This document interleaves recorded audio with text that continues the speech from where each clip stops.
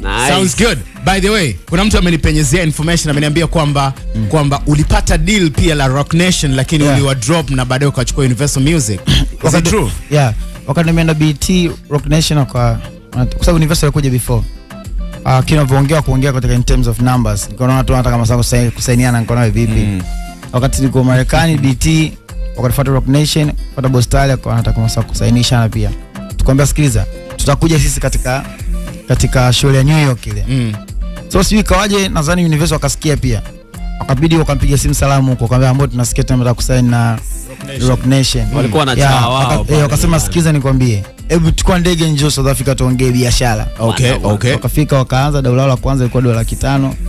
So Salama kaniambia bwana, Universal la kulipa $500, wanataka wanafanya distribution kwa sababu mimi mkataba wangu nao wachukue la show, wachukue la endorsement kwenye mauzo ya nyimbo. Okay. So hivyo avoniambia hivyo Salamu, nikamwita Bostali kumwambia, Bostali mambo sikumwambia masuala hela kwanza. Nikamwambia bwana wa Universal wana hivi na hivi na hivi, akasema hatutaki basi kusainishana. Kwambia babu kuna $500. Najua $500 pamoja sio mchezo kwambia wewe.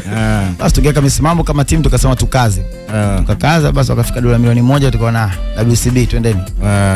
Kwa hiyo WCB kwa hiyo kazi zote za WCB Universal Music. Yeah, na hiyo ni ayusiani na swala hiyo is just it's a upfront money kishika uchumba, yani kama bwana. Asante.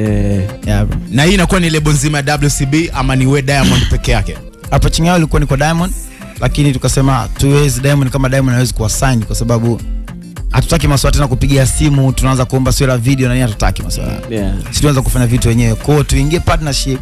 Management ikasema tuingie partnership ya nyimbo zote za wasanii kwa sababu wasanii wote wanaweza kufanya kazi nzuri za kuzika duniani ili tuuze kidunia zaidi. Kwa hiyo kwa wasanii wote sasa hivi nyimbo zikitoka zinakuwa hivyo. Okay, watu wengi wanakuwa na wasiwasi sana msanii mkubwa kama wewe unapoingia partnership na lebo kubwa duniani. Mara nyingi huwa wanashuka. Tumeshaona na mifano ipo. Kuna watu ambao walisign na Sony Music, lebo kubwa kama hizo, lakini mwisho wa siku wamedrop. Kwako hii unatuahidi nini sisi? Cha kwanza kabisa wanakuaga waingiaje mikataba yao mizuri.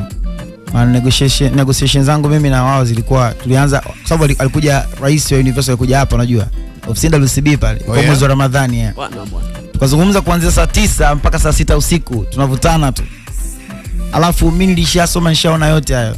Na ndio maana nikwambia chochote kinachofanyika kama ni budget ya video na kisha mnanekera budget ya mwaka mzima. Au project mwaka mzima. Na ndio maana mimi naweza kuona nimeachia Haji Salome.